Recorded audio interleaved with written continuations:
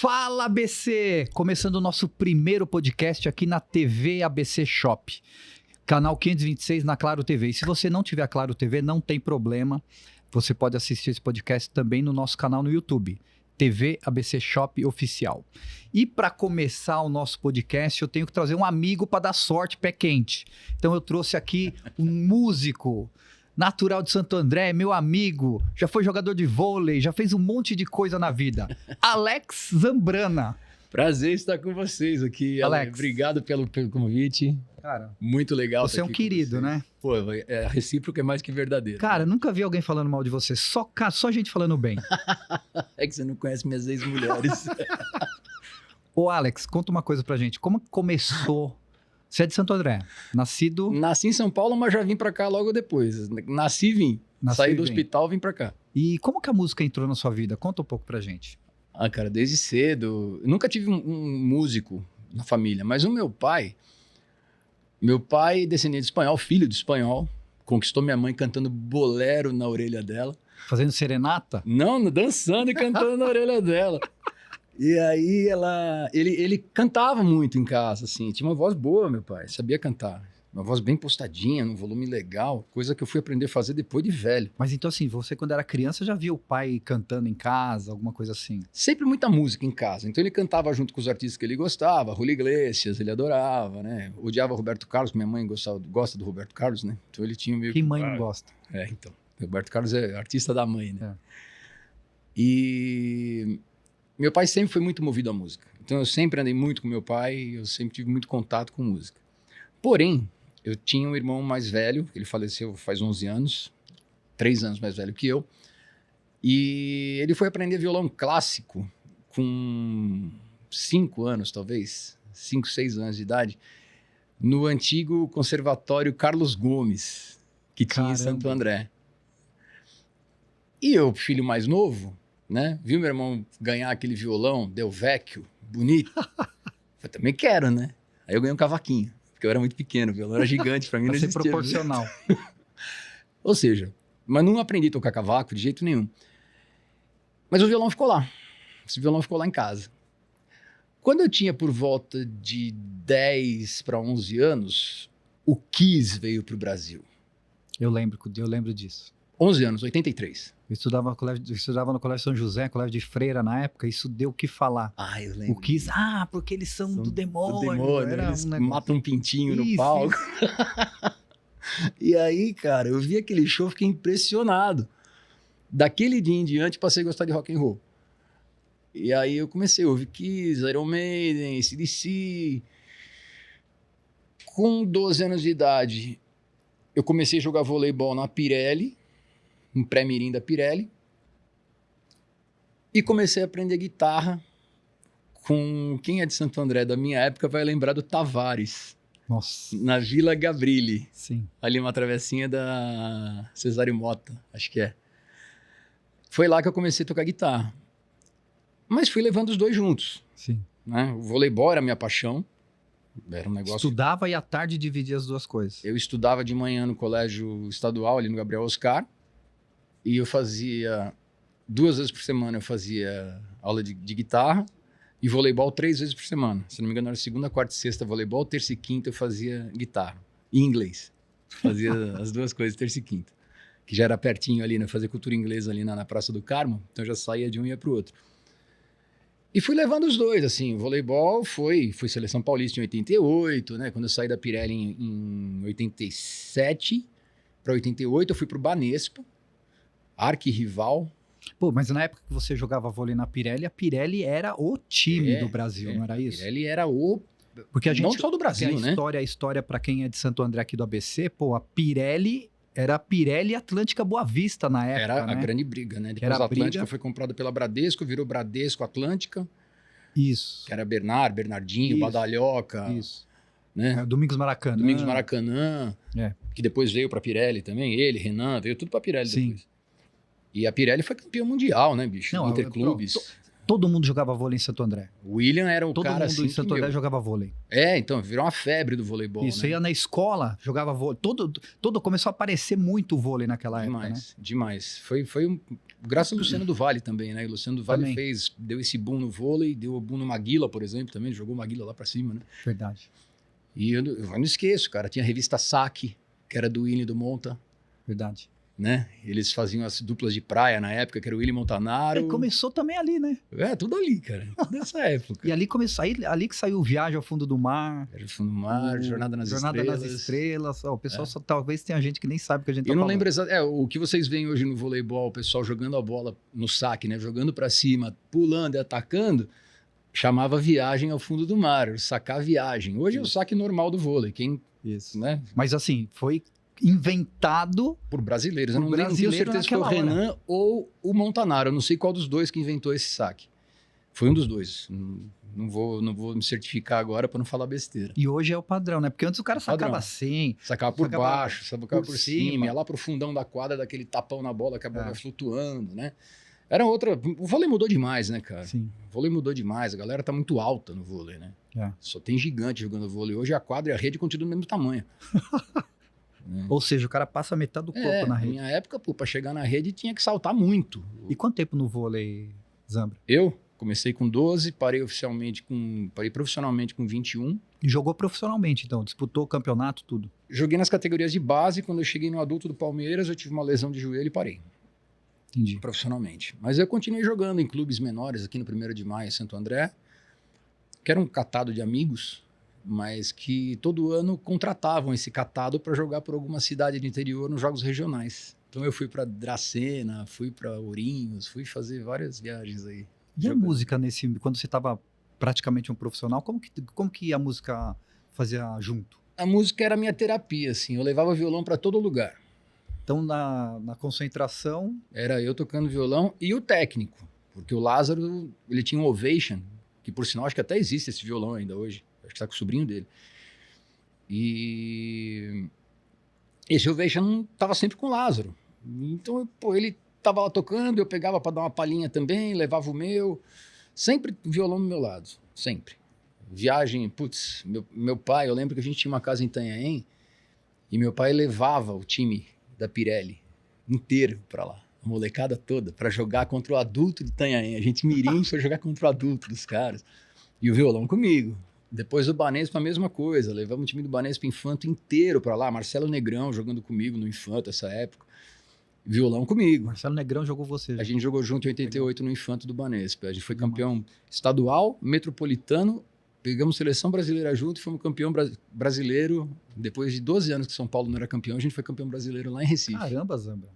Então, bateu na trave aí. Se não fosse a lesãozinha... Não sei, cara, não sei. Com esse tamanho todo que eu tenho aqui, seria difícil. Eu não passaria de líbero. Mas os caras já eram maiores, mais altos que você na época? Já. Na verdade, eu me destaquei com a minha altura quando eu era pré-mirim e mirim. Eu tinha 1,84 com 13 anos de idade. Hoje eu tenho 1,85. 53. E os caras tinham 1,70, mas... Mas aí, de repente, esse de 1,70 foi pra 1,90. Os bichos começaram a crescer, começaram a esticar. Começou a aparecer uma molecada alta pra caramba. E aí o vôlei mudou, né? Eles até falavam que era mais fácil fazer um grande jogar do que um pequeno crescer. Eu lembro, na época, tinha um Henriquinho que jogava em Minas, no tênis... Minas Tênis, Tênis Clube de Minas, lá, que jogava Pelé. Minas Tênis, né? Minas Tênis, é. O Henriquinho era um anão, mas o bicho saltava muito, ele decolava. Mas mesmo assim, uma galera que não conseguiu esse padrão, né, de jogador, não seguiu no vôlei. Você tem um ou outro ainda na seleção japonesa, se for ver hoje. E mesmo assim os caras decolam, atacam muito, né? O voleibol japonês defende demais os isso caras. Isso aí sempre, a vida inteira, né? O Japão defendeu a vida inteira, mas hoje os caras atacam também. Tem um ninja lá que, rapaz, não vou lembrar o nome dele, mas na última Olimpíada eu falei, de onde saiu esse cara, velho? O cara tomou a injeção lá do Stan Lee e virou um X-Men, né, meu? Ô, Zambra, mas depois que você teve essa lesãozinha, só jogava mais nesses... Não, foi aí que deu a guinada pra música. Tá. Isso Porque foi... você não imaginava isso na sua vida. Não. Música pra mim era hobby. O esporte era o que você queria, era o que você achou que você O esporte ia era se meio... enrolar aí. Quero ser jogador de voleibol, vou ser jogador de voleibol. E você hoje acompanha tudo? Não. Só de olhar cansa. Eu já assisto meio set e me dá cãibra. Eu falo, não aguento mais ver isso. Porque não é mais o voleibol que eu jogava. Cara, e dá nervo. Hoje é muito nervoso, eu acho, de assistir. É muita pancada. Muita pancada. O vôlei feminino tá muito mais legal do que o masculino. Porque tem o rally, Tem né? rally. Vai pra lá, vai pra cá. E, não tem mais. Pô, é uma muito porrada. legal. É um ataque cada um. Inclusive até o futebol feminino tá legal pra caramba agora, né? É. Eu tenho acompanhado esses campeonatos estaduais, né, que tem, então brasileiro feminino. Pô, tá gostoso de ver o jogo feminino, cara. Aí, ó. Tem toque de bola, é legal. Não é aquela correria, pancadaria. A mina toma um tranco, cai no chão, levanta e sai jogando. Não tem essa de ai, vou morrer porque pisaram no meu dedão. Isso é coisa de homem. É. Muito mimimi. Até tinha um meme na época, não sei qual Copa que foi que o Brasil se deu mal, eles colocaram o time masculino assim, né, como se fosse uma charge, né, dos pés.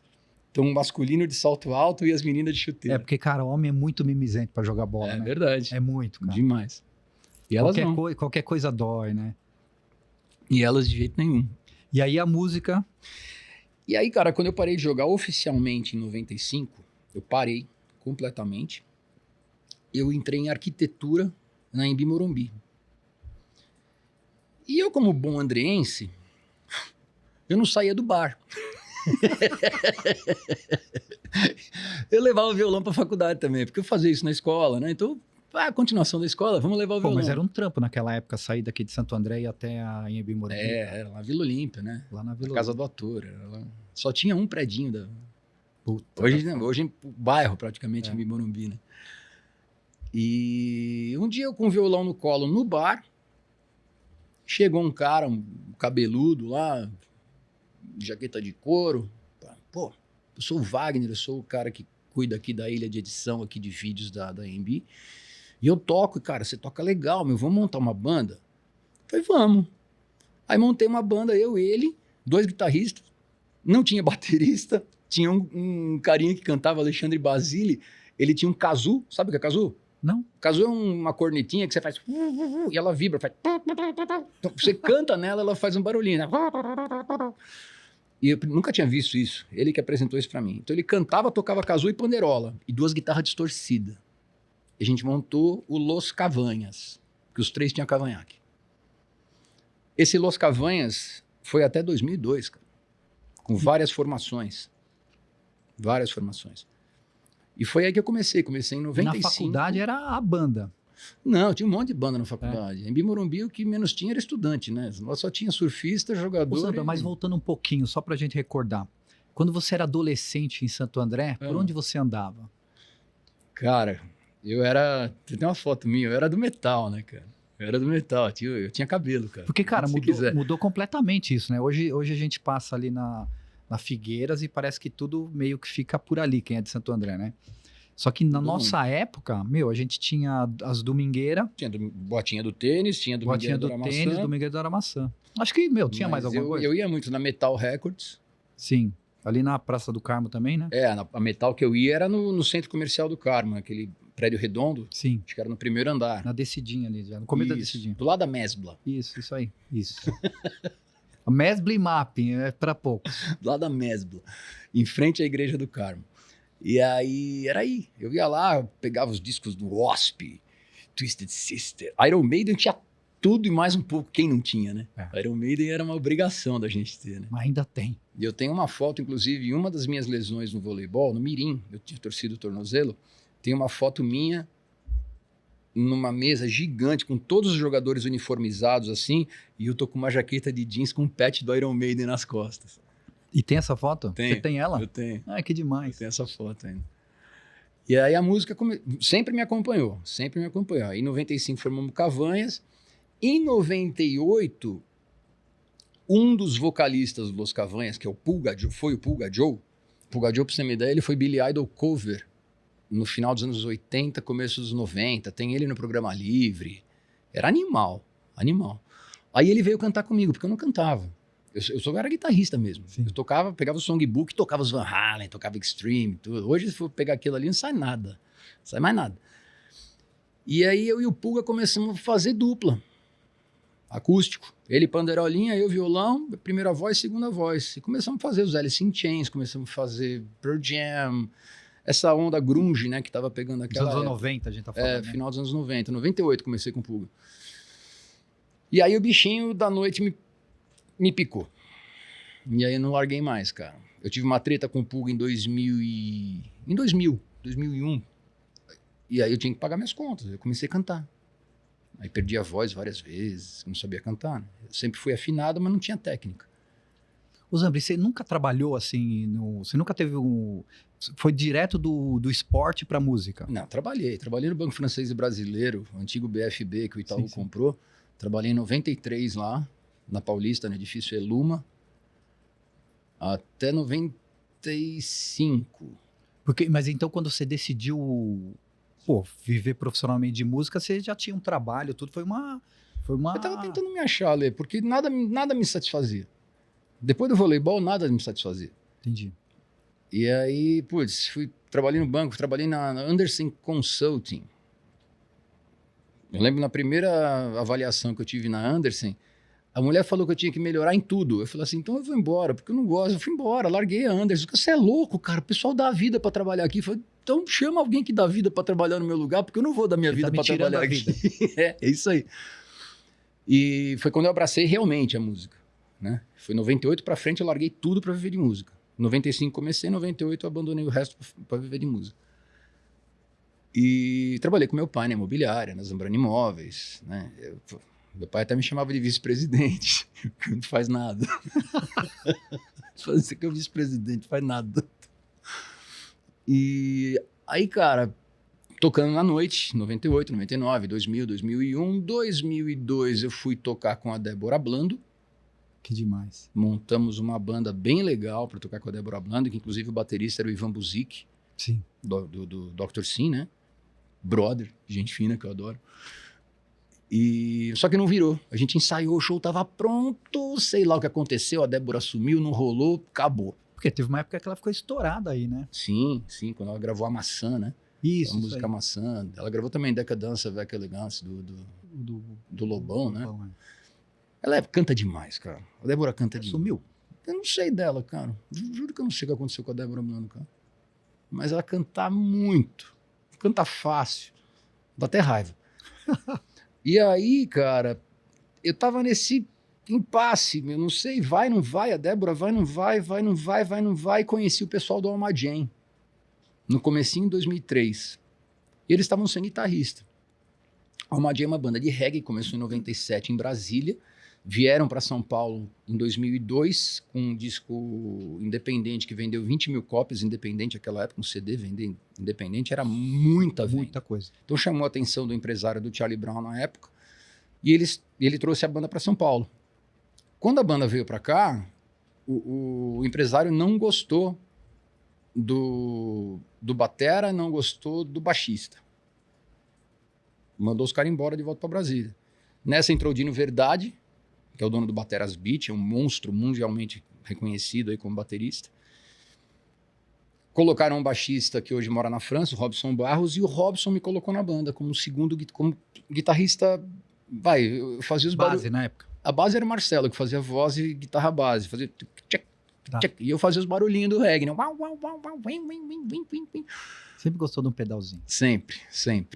Aí o Alma Jam, assinou com a EMI, a gente lançou Minha Voz em outubro de 2003, foi a 10ª música mais tocada do Brasil aquele ano. Isso, a gente estava falando junto com black music que estava em alta, hip hop, pagode em alta, sertanejo em alta, axé em alta. E ainda tinha MTV na época, não tinha? MTV, eu joguei 4 Rock Go, né? Aí, ó. Eu joguei um de areia e 3 de campo. Fui o goleiro mais vazado de 2007. Jogava no gol? Não sei jogar na linha, fui pro gol, né? Voleibol pelo menos com a mão. Eu tomei um gol do moleque do Forfã, do outro gol. Pô, que beleza. Era muito que bom. Boa lembrança. Eu fui um absurdo no futebol, assim. Nasci pra aquilo. Eu quebrei o pé do Supla, cara. Mentira. Isso foi sem querer, cara. Foi sem querer. Eu tava no gol, a bola entrou na área, eu entrei e agarrei a bola. Do jeito que ele veio pra chutar a bola, ele me chutou. Ele chutou aqui. No que ele me chutou, né, a reação foi travar. Porque eu travei e quebrei o pé do cara. Caramba. Se procurar uns vídeos aí no final de 2007, ele tá de muleta. Então, eu lembro alguma coisa dele de mal, muleta, cara, papito. no Rock in Rio. No Rock in Rio, no Rock Go. Ele jogava bola pra caramba. Eu lembro dele. Nossa. Santista, jogava bem. Os times dele, ele fazia diferença na Porra, época. o cara jogava muita bola. Era ele, o Samuel Rosa, quem mais jogava bem pra caramba lá? O Alexandre do Nat Roots. Era outro monstrinho. O Alexandre Nat Roots, pra você ter uma ideia, começou a jogar futebol junto com o Amoroso. É mesmo? O Amoroso, o primeiro técnico de futebol do Amoroso foi o Ferreirinha, pai do Marcelo Mira, vocalista do Alma Jam. Que demais. Então eles eram todos de Brasília. Caraca. E aí começou a tocar na noite, então? À noite sim, mas o lance foi o Alma Jam, que aí começou a rolar show, começou a rolar turnê, né? A gente, eu toquei no Go Music em Goiás, toquei na Praça do Papa, em Vitória, junto com Charlie Brown e Kid de Abelha. Que demais. A gente fez muito show com Nat Roots, fez muito show com Edu Ribeiro, com Mascavo, Planta e Raiz, toda essa galera do reggae, a gente fez muito show no Estância. Aí em 2008, deu um clique no Marcelo que ele não queria mais a banda, queria seguir carreira solo e acabou a banda. Então, saí do Alma Jam. E tudo isso tocando na noite, fazendo barzinho, fazendo restaurante, né? Em 2009 eu fui tocar com o Túlio Deck. Não sei se você lembra do Túlio Deck. Lembro do Túlio Deck. Túlio Deck, ex da Cléo Pires, rapper. Fui tocar com ele. Timaço também. Era o Enéas na batera. O Pinguim foi primeiro batera. Aí entrou o Enéas Moraes depois. O Adriano Paternostro, que é o baixista, o pai. Quem mais? A Karen Hills, que foi do Ruge, cantora. DJ Cuca. DJ Cuca, cara, ele foi campeão de scratch em 1970 alguma coisa. O cara fez scratch com o cotovelo. Quando nem existia quase. O cara era pioneiraço, assim, da discotecagem. E ele produziu o Túlio junto com o Rick Bonadinho na época. E eu entrei como guitarrista lá. Fiquei um ano, não deu certo, saí fora. Investi na noite e no quarteto que eu tinha, que era o Quadriphonics. Que também eu saí logo depois do Quadriphonics e fui voltar. Muito difícil ter banda. Cara, quando a gente é moleque, não. Porque todo mundo tem um sonho, todo mundo tem aquela vontade, aquele gás. Mas depois que você tá velho, cara, todo mundo tem problema pra caramba, tem ego pra caramba. Aí começa a complicar. Pra marcar ensaio é uma briga, ninguém pode. Cada hora eu posso no horário, eu posso em outro horário. É uma briga. Então eu meio que abracei essa ideia de tocar sozinho. Quando eu saí do Quadriphonics e do Túlio Deck, eu comprei um pedal de loop. E aí minha vida mudou. Aí que minha vida mudou. Não, eu conseguia gravar as bases do meu violão e tocar em cima dele, né? Então eu fazia 2 violões sozinho. Entendi. E de um pedal de loop virou uma pedaleira de loop que eu tenho hoje, são 6 pistas de gravação. Eu tenho uma banda no meu pé, eu faço o que eu quero. Então a coisa cresceu demais. Nesse meio tempo fui especialista de uma marca de pedais de voz, 10 anos, da TC Helicon. Eu era o cara que cuidava dessa marca no Brasil, cuidei tanto na Audio Premiere como na Pro Shows. E eu tenho esse trabalho hoje meio consolidado, né? Que é chamam de one man band, mas não pode chamar de one man band porque eu não estou tocando instrumentos, né? Eu faço o som dos instrumentos partindo do violão e de alguns chocalhozinhos que eu tenho. Então eu faço as batidas de bateria no violão. Ah, é? Eu achei que se você marcasse, fosse alguma bateria eletrônica que você programasse ali. Não. Caramba, vou prestar atenção nisso.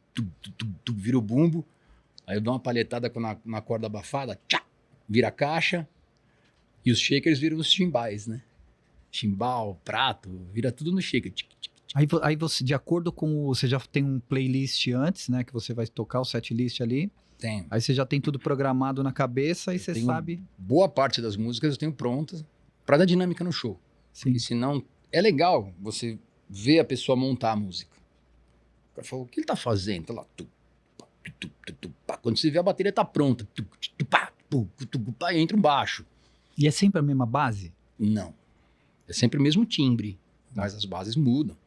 Né? Então eu tenho praticamente 90 músicas prontas na minha pedaleira.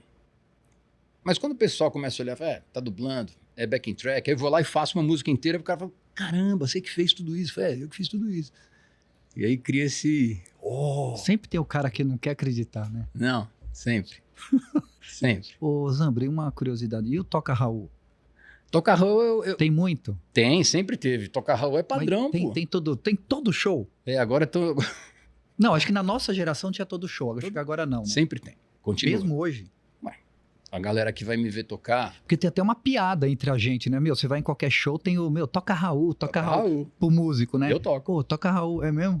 Aí eu deixo o cara com cara de... Ele faz pra me zoar e eu toco o Raul, ele que fica ruim. Mas eu toco. E o que você toca do Raul? Cowboy Fora da Lei. Ah, demais. Cowboy Boa. Fora da Lei.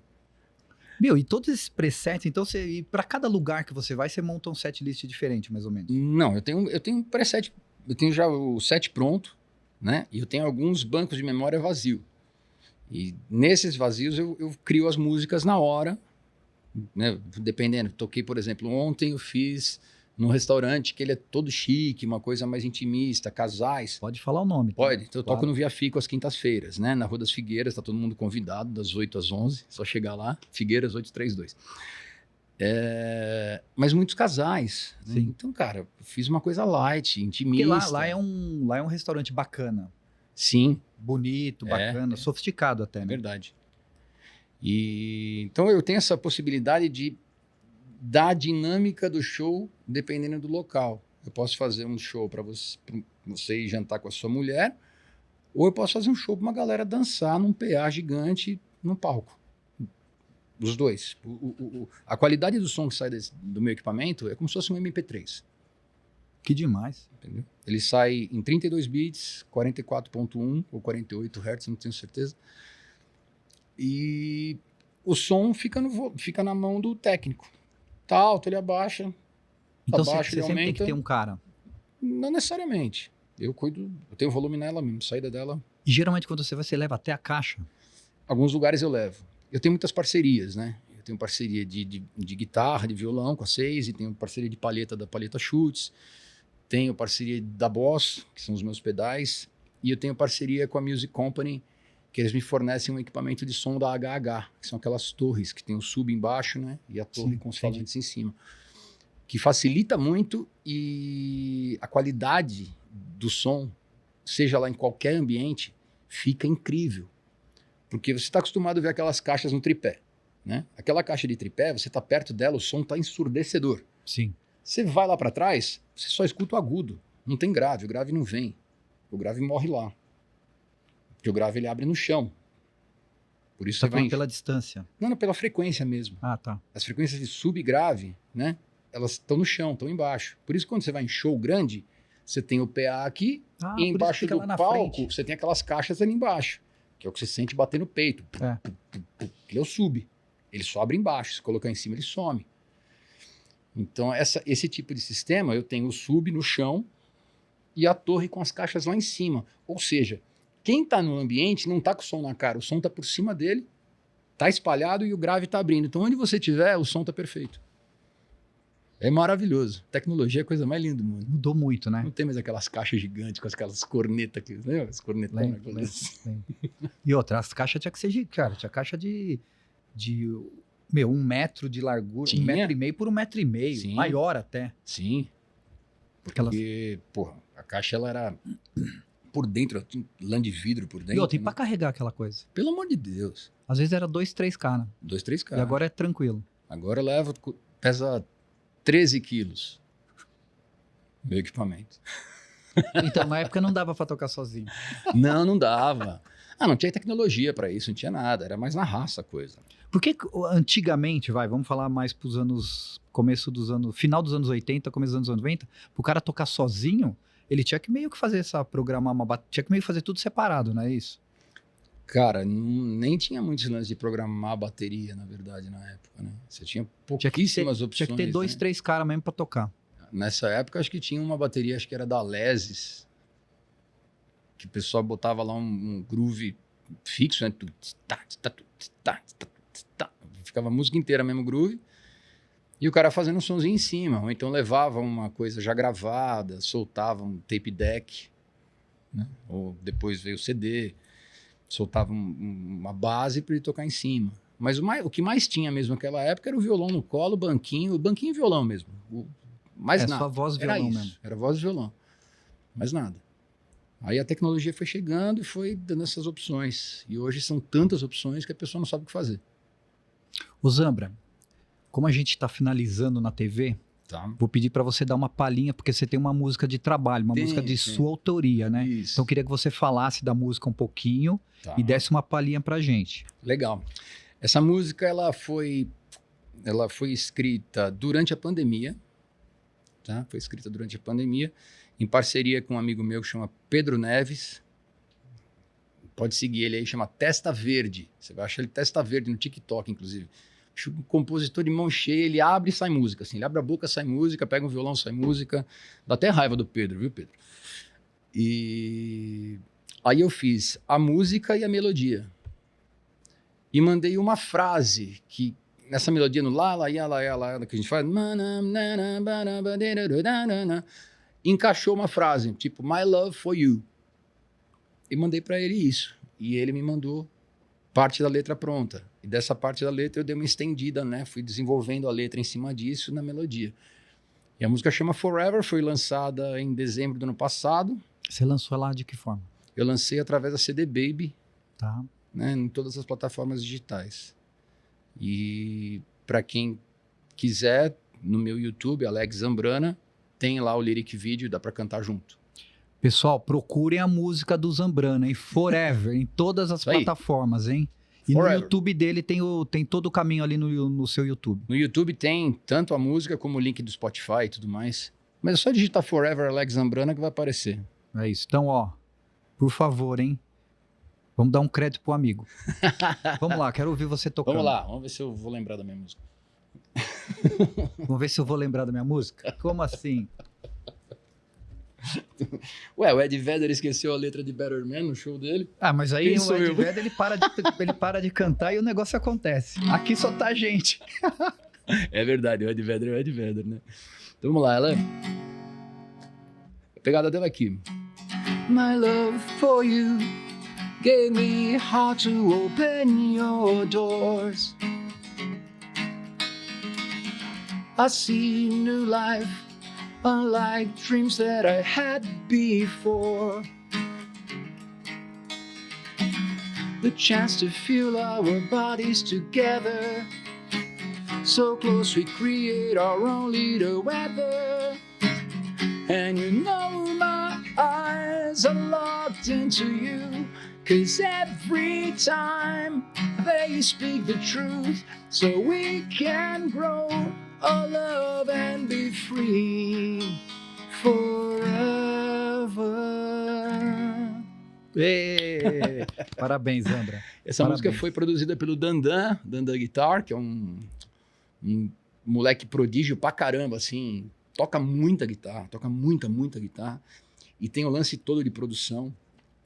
E quando eu ouvi as produções dele, eu me senti em casa. Que legal. Por quê? Porque as bandas que eu tive, eu trabalhei muito com o Tadeu Patola, que foi o produtor de Charlie Brown Jr. E o Tadeu é um dos produtores mais renomados do Brasil, né? E ele tem um padrão de sonoridade que me agrada muito. Você Legal. escuta, ela vem peso, vem, sabe, tudo muito certinho, assim. E o dia que eu escutei uma produção do Dandan, eu falei, cara, tem tudo a ver. Vamos fazer? Vamos. Aí ele foi o guitarrista, ele gravou as guitarras da minha música e fez toda a produção. Que demais. Aí foi um catado, na verdade, para gravar essa música, né? Eu chamei um amigo meu, Renan Bozutti, que toca com o Rodrigo Santos, do Call the Police, sabe? Sim. Aquele cara que faz o Call the Police com o Andy Summer. Sim. Então ele é o batera do Rodrigo Santos. Chamei o Ney Medeiros, tecladista do Capital Inicial, amigão meu, querido. O Dandan na guitarra. Paulo Souza, que é um outro produtor musical também incrível, que hoje mora em em Bragança. E quem mais? E o Fuad, que ele já tocou com o Tijuana, foi percussionista do Tijuana um tempo, na época que o Bahia estava lesionado, foi batera da banda Cali. Então eu chamei uma galera muito parceira e eu deixei livre para eles fazerem o que eles queriam. Falei, cara... E ficou do jeito que você queria. Do jeito que eu quis. Perfeito. Falei, cara, não vou dar pitaco nenhum. Faz o que você sentir, faz e grava. E todo o seu show você toca, tem uma palhinha na sua também. Eu costumo tocar. Inclusive nas lives que eu tô fazendo agora, eu sempre solto a música. Legal. Então, fala pro pessoal de novo como eles acham essa música. Forever, Alex Zambrana. Tá no Spotify, Apple Music, YouTube Music, Amazon Music, Deezer e todas as outras plataformas também. Mas se quiser me seguir no Instagram, Alex Zambrana, lá tem tudo também, tem todos os links. Então é isso, ó. Então o Fala ABC tá acabando agora para você que tá assistindo pelo canal 526 da Claro TV.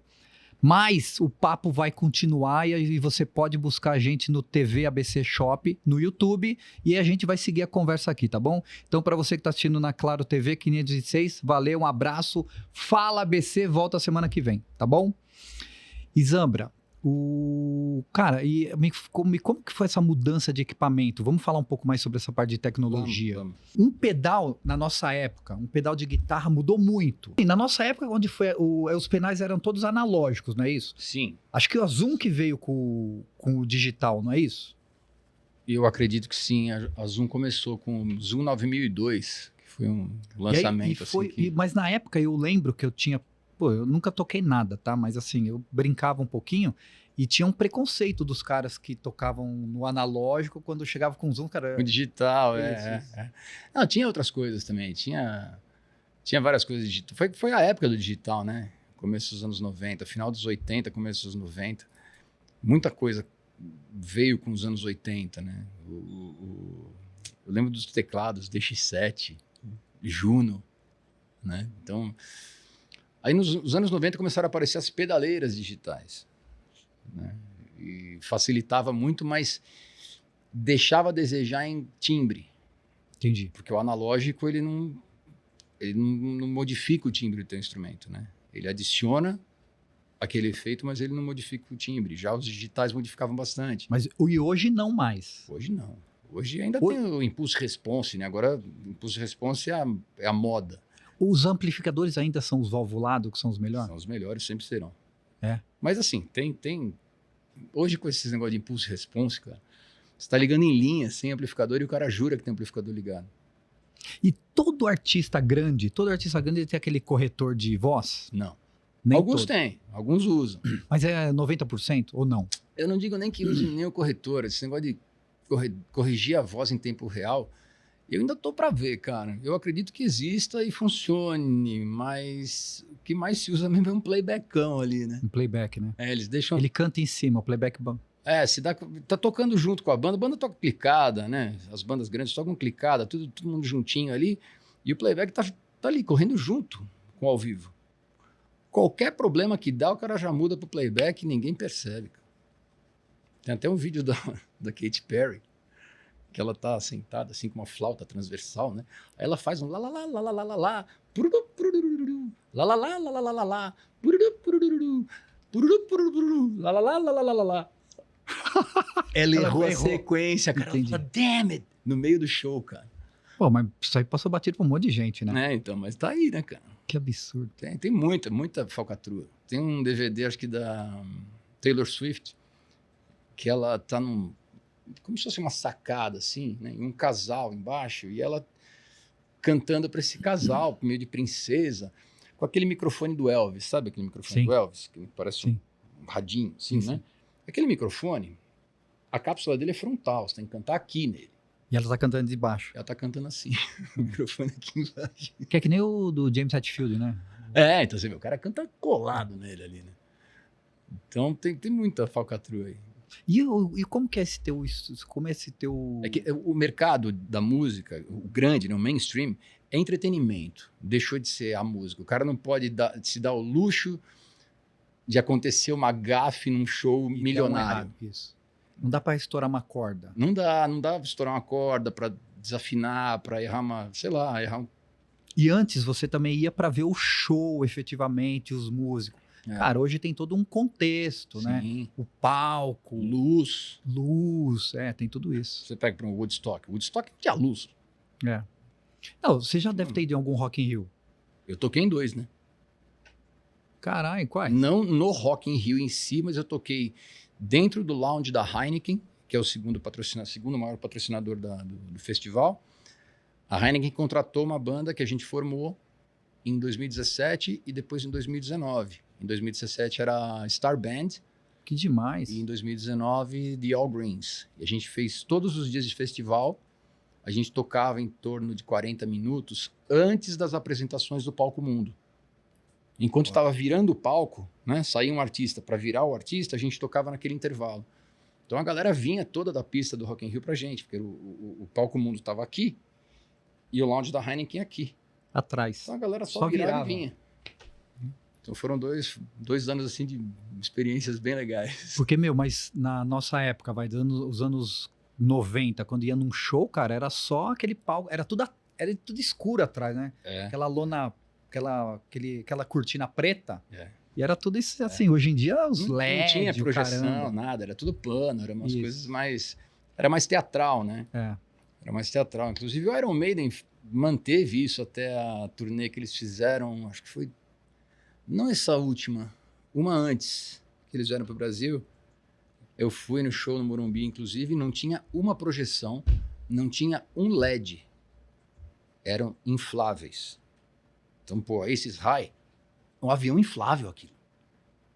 O Flight of Icarus, a hora que o Ícaro tá inflado lá atrás do palco, ele fecha a asa e desce. O produtor de palco é amigo meu, o Tobé. Ele falou, Zambra, você não tem noção da velocidade que aquilo infla e desincha. É muito rápido, o negócio é perfeito. E era tudo teatral, subia as torres do Japão, né? É, porque da banda daquela época lá, o Iron Maiden era... Tinha ainda o tem, né? Tinha umas coisas mais legais do que as outras que não tinha nada, não é isso? É. O Iron sempre teve uma coisa a mais, né? É. Sempre teve. Depois o AC/DC veio também com umas coisas legais. Puta, AC/DC eu sou a minha banda de cabeceira. Então eu fui no show em 98, no Pacaembu, que era o Ball Breaker. Puta, demais. Você viu esse show? Não Você lembra desse show? Eu fui no Morumbi da última vez que eles foram, que já era o Night Train, né? Sei. Puta, demais também. Esse do Pacaembu foi maravilhoso. Que era o Ball Breaker, né? Aquele demolidor, né? Então, não tinha nada no palco. O palco acendeu, era um muro branco. Um monte de pedra branca. Nada. E um guindaste. O guindaste levanta, começa a balançar, ele dá no muro, o muro quebra, a bateria entra correndo pro meio do palco, eles entram tocando Back in Black. Cara, eu quase morri ali, né? O Angus, demais, eu acho. Meu Deus. E agora você vê, os caras estão tudo velhinho, né? Tudo. Putz, cara. E eu tava vendo também nós tava pensando esses dias, cara, por que o Bruce Dickinson, se você fechar o olho, a voz não teve uma mudança tão dramática que nem o John Bon Jovi, por exemplo? Eu não sei o que aconteceu com o Bon Jovi, cara. É uma judiação que aconteceu com o Bon Jovi, na verdade, né, cara? Porque, cara, eu fui no último show que eles fizeram aqui até, falei, caramba. Do John? É. Então, nos 2 Rock in Rio que eu toquei, teve show do Bon Jovi. Foi um pior que o outro. Não é muito diferente? Muito diferente. Não tem mais voz. Ele não tem mais voz. Inclusive, ele tá fazendo um tratamento, ele fez uma cirurgia, se eu não me engano. Tava se preparando para a turnê de despedida de 40 anos de banda e tudo mais, mas pelo jeito não aconteceu, cara. Você também é fã do Hit Sambora? O Sambora é um dos deuses da guitarra. Eu acho o máximo. Ele era meia banda, né? Ele era meia eu acho também. O Phil X toca mais que ele, que é o guitarrista que tá hoje. Não, pode até ser, mas não canta. Então, mas ele canta, e o estilão, e aquela segunda voz, a melhor época, cara. O Bon Jovi era uma dupla, na verdade. Então, eu achava demais. Era o Bon e o Jovi. Isso. Olha que maldade. Que maldade. Puta, eu vi uma sátira, não sei aonde, os caras contando como é que surgiu o nome Bon Jovi. Aí os caras tudo dando nome, ele não, Bon Jovi. Aí ele falou assim, não, mas Bon Jovi é seu nome então, mas é isso. E aí, puta, eu preciso pegar esse vídeo, é uma sátira bem engraçada. Aí os caras falam, não. A gente começa, depois a gente muda. Então, assim, Bon Jovi. E a sátira é só falando isso. Você sabe que o Van Halen foi descoberto pelo Gene Simmons. É? É. E a banda chamava Mammoth. A banda era Mammoth. Aí ele falou, não, esse nome não, vai chamar Van Halen. Por causa dos dois. O Gene Simmons é que fez a coisa acontecer. Que demais. Mas o nome Kiss foi... O Gene Simmons é o dono do Kiss, né? Ele e o Paul Stanley, né? Eles são os sócios ali, né? São os dois. Que demais, cara. E o que você faz pra cuidar da voz?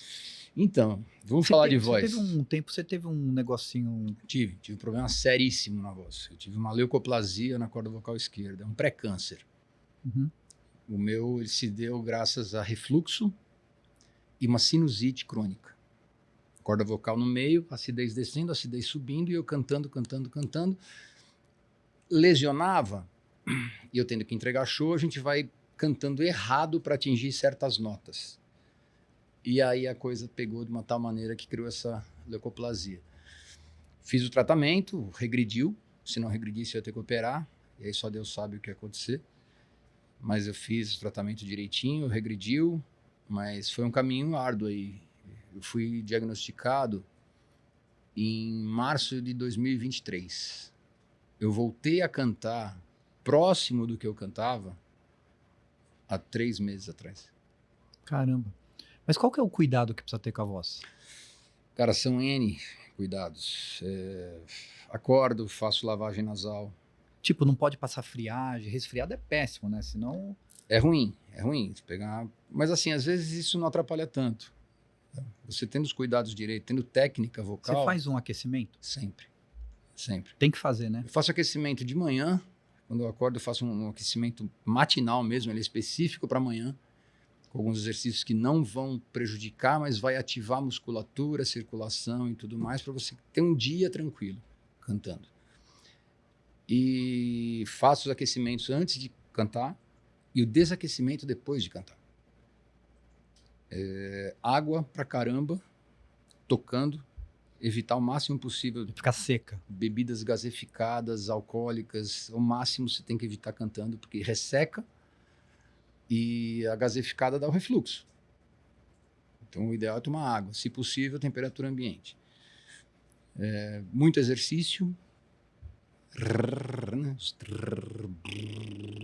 E entre outros 1000 aí que tem.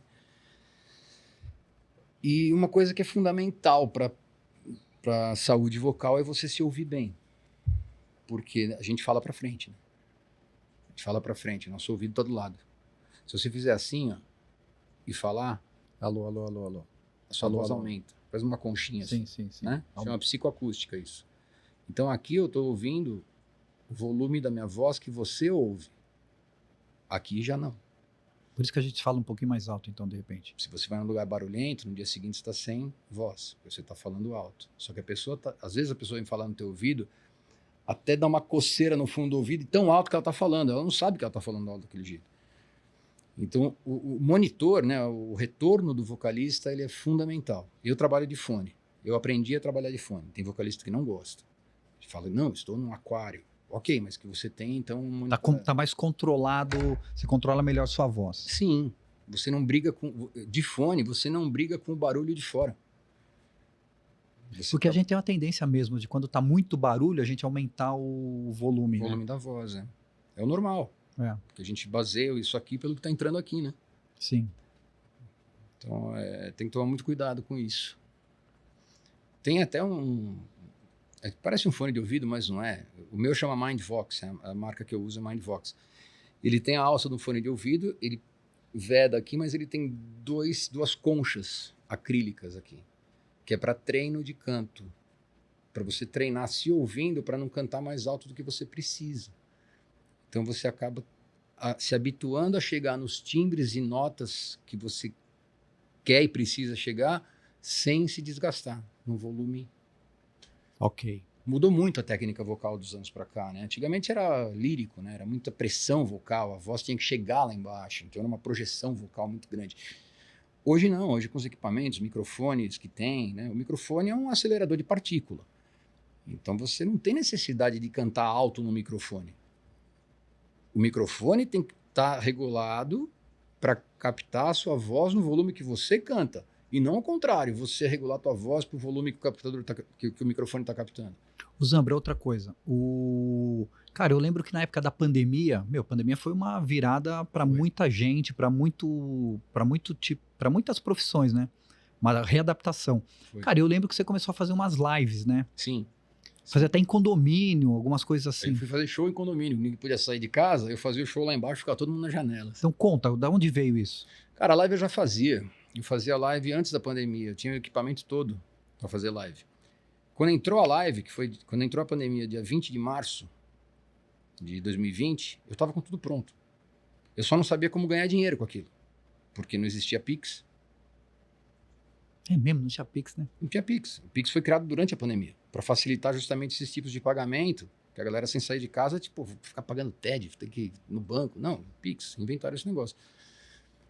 Mas a hora que entrou, a primeira coisa que eu fiz, eu já fiz live no dia 21 de março, pra você ter uma ideia. Caramba, um dia depois do Um dia fechou depois eu estava tudo. fazendo live e eu criei uma vaquinha.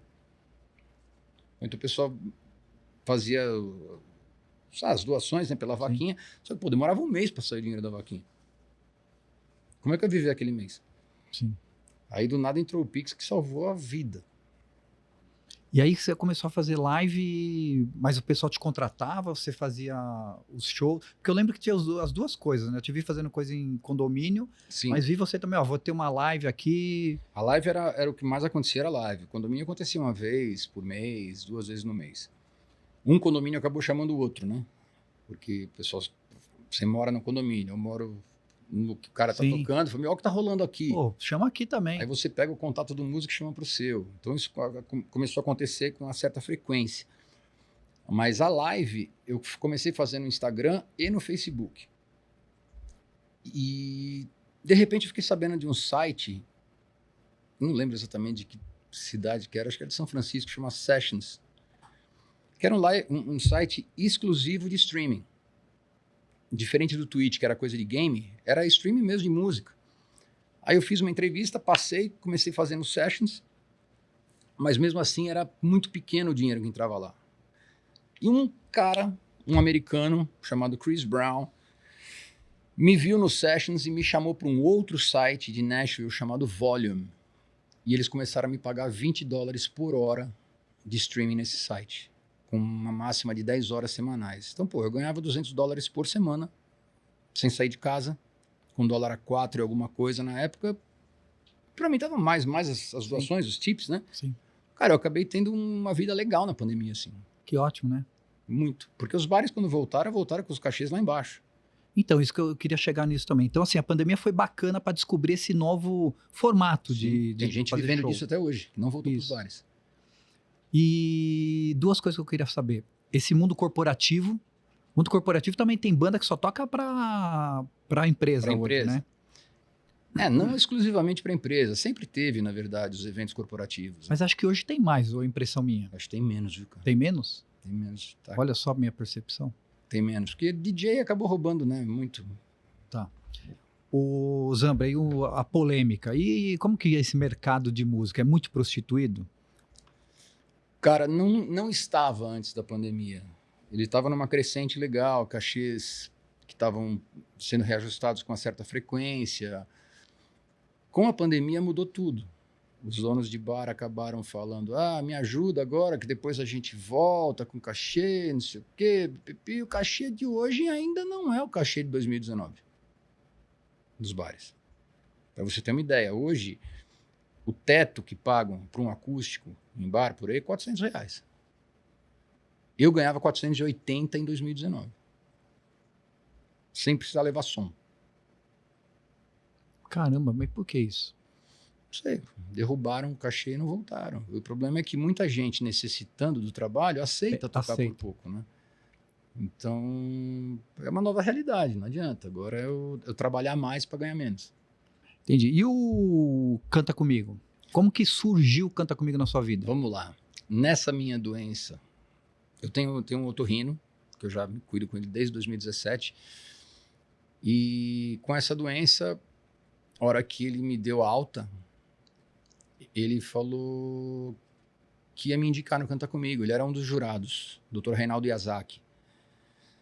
São Bernardo, inclusive, viu? Bacana. Baita otorrino. O cara é o papa da voz artística. Papa da voz artística. Ele cuida de todo mundo. Você chega no consultório do cara, a parede dele, assim, faz um L, faz um J, não é nem um L. Parede do teto ao chão com dedicatórias, assim, de artistas. Todo mundo tá lá. Todo mundo. E ele que me indicou. Aí eu passei pelas seletivas, né? Foram algumas chamadas de vídeo cantando para os diretores lá do programa. Até que foi pra finaleira e eu fui Mas quando começou, você achou que ia pro palco mesmo? Porque, cara, é muita gente, não é? A seletiva. Caramba, meu. Então. Olha, se eu não me engano, eram mais de 30 mil candidatos para escolher 10. Cara. 30 mil candidatos para escolher 10. É muito, é muito. É muito. É muita gente. É muita gente. E aí eu fiquei entre os 10 e foi bacana, foi uma experiência muito legal, assim. Televisão é... Sim. Né, E a repercussão para você? Cara, não foi Todo mundo viu? Muita gente viu. No dia que passou o programa, o primeiro episódio, eu fiz 2 episódios, né? Eu fiz o primeiro, não classifiquei, porque a régua já começou lá em cima. Não sei se você lembra como é que é esse programa, mas o cara tem que fazer os jurados, 100 jurados, cantar com ele. Às vezes cantam 80 jurados, 70. O primeiro cara que cantou, eu fui o 6º a cantar. O primeiro cara já levantou 97. Eu falei, cara, se 97 é o mínimo, como é que eu vou chegar nisso? Eu vou cantar em inglês? E você que escolheu a música? Não, eu mandei 25 opções para eles. E eles escolhem? Eles escolheram as 2 que eu ia fazer. Inclusive, foi uma coisa engraçada que aconteceu, cara, porque eles escolheram Is This Love, do Whitesnake, e Never Tears Apart, do INXS. Legal. Fui pra gravação. A gente vai um dia antes para fazer a passagem de som e acertar detalhes, tudo, acertar ponto, né? E no dia seguinte, a gente vai de manhã, passa o som, faz um reconhecimento de área, de palco, tamanho de palco, para você ter uma ideia de o que você vai fazer ali em cima, para que lado você vai olhar, para que lado você vai andar. Passa as 2 músicas e a que ficou mais legal vai para a gravação, que é à tarde. Beleza, ficou certo que eu ia cantar o INXS. Então eu fiquei das 11 da manhã às 4 da tarde. Já até imagino o que aconteceu.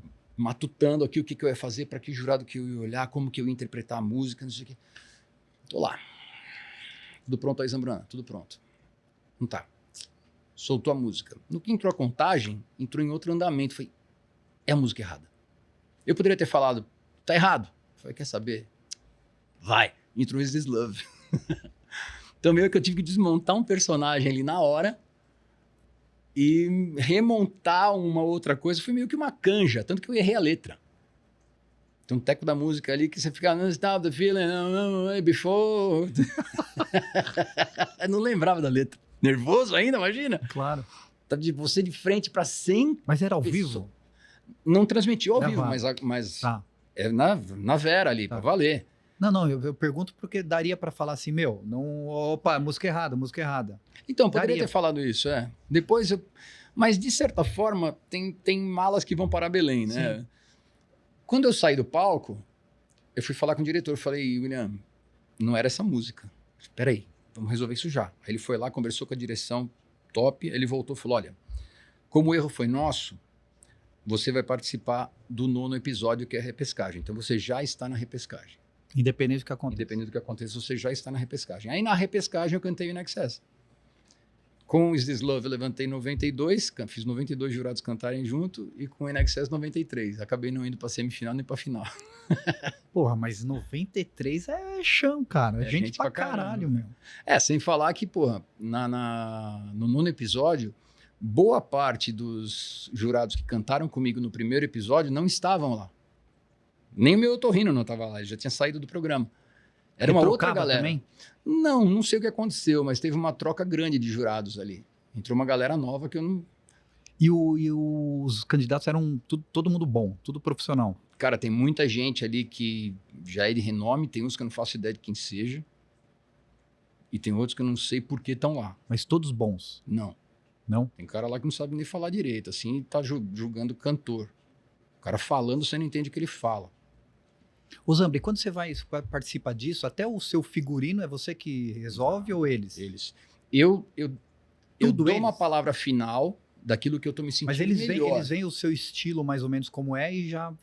Na verdade, eles pedem algumas opções. Então, me manda algumas ideias de figurino. Aí eu fui lá, peguei o vocalista do Creed, peguei Robbie Williams, peguei uns caras, sabe, uns frontmans, assim, que tem uma pegada que não é nem muito metal, roqueira, mas também não fica muito bonitinho, arrumadinho.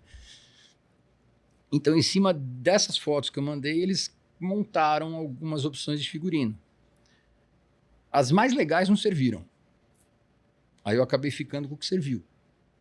Serviu por tamanho. Roupa tal, tamanho. Porque eu não sou grande pro vôlei, mas para televisão eu sou. Entendi. Então era tudo muito apertado. Aí eu acabei entrando... O figurino do primeiro episódio foi muito bacana. Já no segundo episódio, eu tava parecendo um gerente de banco. Por quê? Como que era? Me deram uma camisa azul, de gola. Tem nada a ver com a camisa com laser azul. você. E aí, você falou do Roberto Carlos no começo aí, ó. Eu tava parecendo administrador de hospital. E eu faço uma maquiagemzinha básica também. Básica, praticamente você faz só pra não brilhar. entra um dedo de maquiagem assim. Ah, é? Então bastante. Nossa, mano, coisa pra caramba. Coisa pra caramba. E eu não tô acostumado com isso. E o olho? O que não ardia? Arde. Nossa, os caras passavam um negócio aqui, me ardia o olho, lacrimejando e não podia limpar lá, precisava tirar a maquiagem. Ai, mano, eu não sirvo pra essas coisas. Mas lá não era quente, o ar-condicionado tudo tranquilinho. Sim, dentro dos estúdios, e o tem uns que frita ar-condicionado também. maravilhoso, mas fora do estúdio, amigo, tava um calor. Ali, cara, tava... Como é que é? Tava 2 sol pra cada coco, que a pessoa costumava falando, tava assim. Ô Zambra, e o que você tem aí pro... Agenda de abril fechadona? Tá fechada já a agenda. Tá fechada nos lugares aí, eu tô todas as quintas no Via Fico. Tenho feito bastante no ABC. Legal. Você curte isso ou não? Eu curto. O ABC está crescendo muito nessa área. Onde que são os lugares que mais chamam aqui no ABC? Depende, cara. Tem música ao vivo numa porrada de lugar, depende do estilo. Pro meu estilo, tem o Old Town, né? Que bacana, é um pubzinho ali na esquina. Tem o Flag, em São Bernardo, que é um Kennedy ali, né? Não sei se é meio que um clube, né? Um clube, não dá pra chamar de pub, tá modernão agora, eles reformaram tudo, ficou lindão o bar. O Claudião teve um bom gosto danado. Eu toco também num gastrobar em São Caetano que chama Dom Bernardo Gastrobar, que fica na que tem um Dom Avenida Bernardo Goiás. em Santo André também. É do mesmo dono, mas o de Santo André é restaurante, é a Casa Dom Bernardo, inclusive esse mês eu tô lá, o dia 25, sexta-feira. E os outros, e tô 3 sábados no Gastrobar. Vou estar no Gastrobar dia 12, 19 e 26.